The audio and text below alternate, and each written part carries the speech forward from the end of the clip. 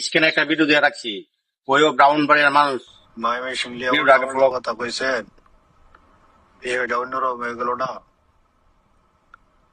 আজ ঠিক আছে বড় ভাই, কালকে হবে ইচ্ছা মতো।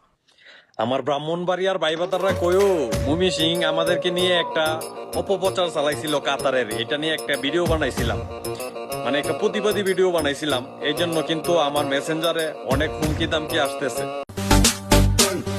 কিরে বান্ধব ফুলা, সাধারণ কথা লুডে নিতে পারস না?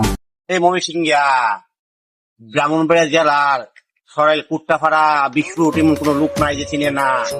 এই কুট্টাপাড়া মুড়ে এই বৈশাখা দেওয়া রাখছে অন্তরা ময়মনসিংহা কামলা বল এখানে বৈশা দেওয়া কামলা দিবার লাগিয়া।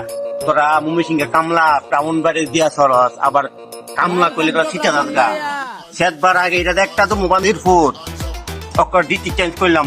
কয়েকদিন আগে কাতারে একটা গন্ডগোল হয়েছে ব্রাউনবাড়ি এবং ময়মনসিংহ নিয়ে। আমার এক ভাই স্কুল তুলবে তার নিয়ে গালাগালি করছে এবং ব্রাউনবাড়ি ট্যুর করতেছ। ব্রাউনবাড়ি ট্যুর করার আগে চিন্তা ভাবনা করে আগে ট্যুর করবে। আর না ব্রাহ্মণবাড়িয়ার মানুষ কি মন সেটা তোর এখন জানার বাহি নাই।